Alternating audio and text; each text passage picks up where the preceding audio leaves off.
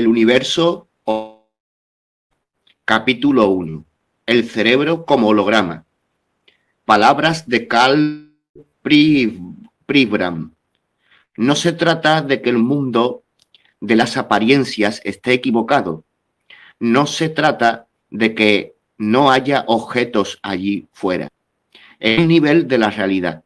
Se trata de que si penetras a través del universo y lo contemplas desde una perspectiva holográfica, llegas a un punto de vista diferente, a una realidad diferente. Y en esta otra realidad puedes explicar cosas que hasta ahora eran inexplicables científicamente. Los fenómenos paranormales, la sincronicidad o coincidencia de acontecimientos aparentemente significativos. El enigma que encaminó a Pribram hacia la formulación de su modelo holográfico fue la cuestión de cómo y dónde se almacenan los recuerdos.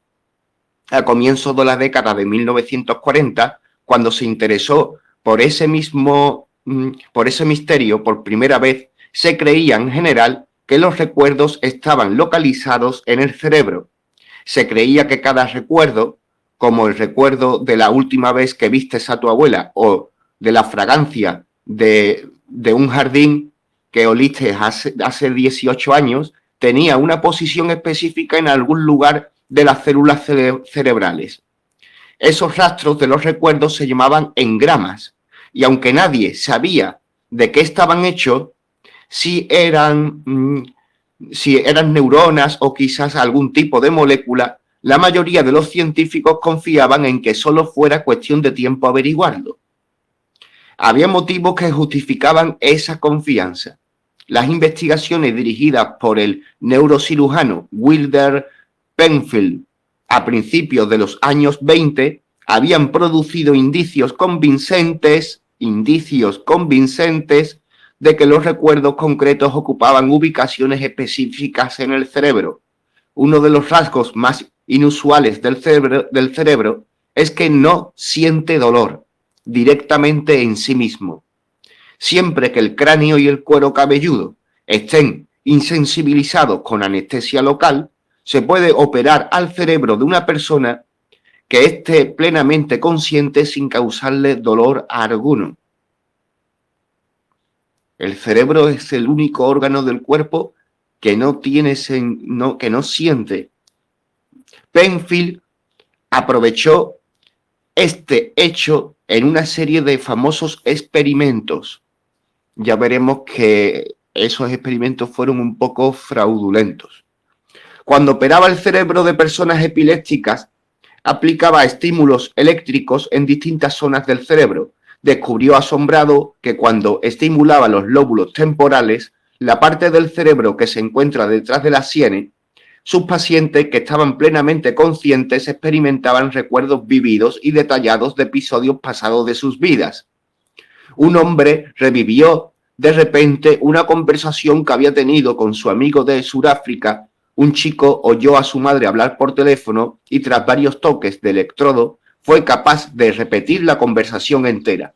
Una mujer se vio a sí misma en la cocina y podía oír a su hijo jugando en el exterior, incluso cuando Penfield intentaba confundir a sus pacientes diciéndole que estaban estimulando una zona diferente cuando no lo estaba haciendo. Descubrió que al tocar el mismo punto siempre evocaba el mismo recuerdo.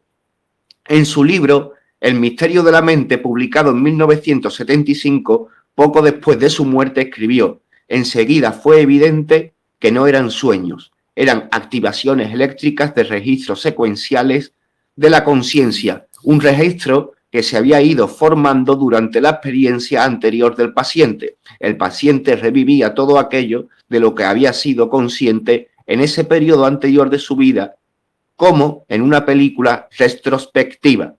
De sus investigaciones, Penfield dedujo que todo lo que hemos experimentado alguna vez queda registrado en el cerebro, desde la cara de cada una de las personas desconocidas que hemos vislumbrado en la multitud hasta las telas de araña que mirábamos fijamente cuando éramos niños. Pensaba que era ese el motivo de que siguieran surgiendo en su muestreo tantos recuerdos de acontecimientos insignificantes.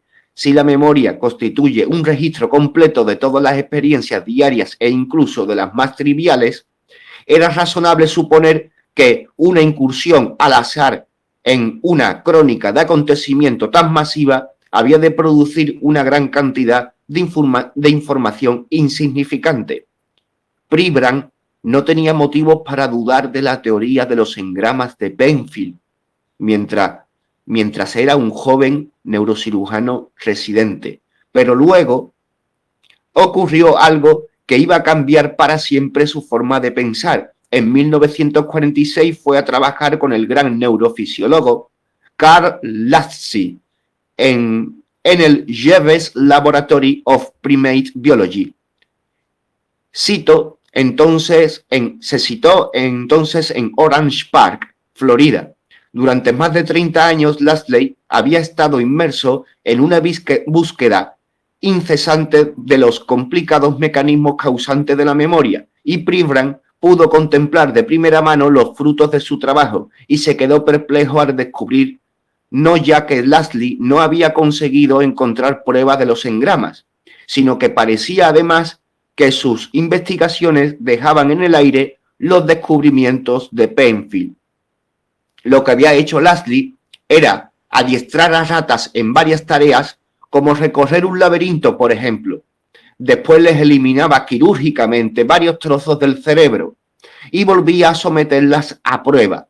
Su propósito era extirpar literalmente la zona del cerebro que constituía el recuerdo de la habilidad para recordar el laberinto.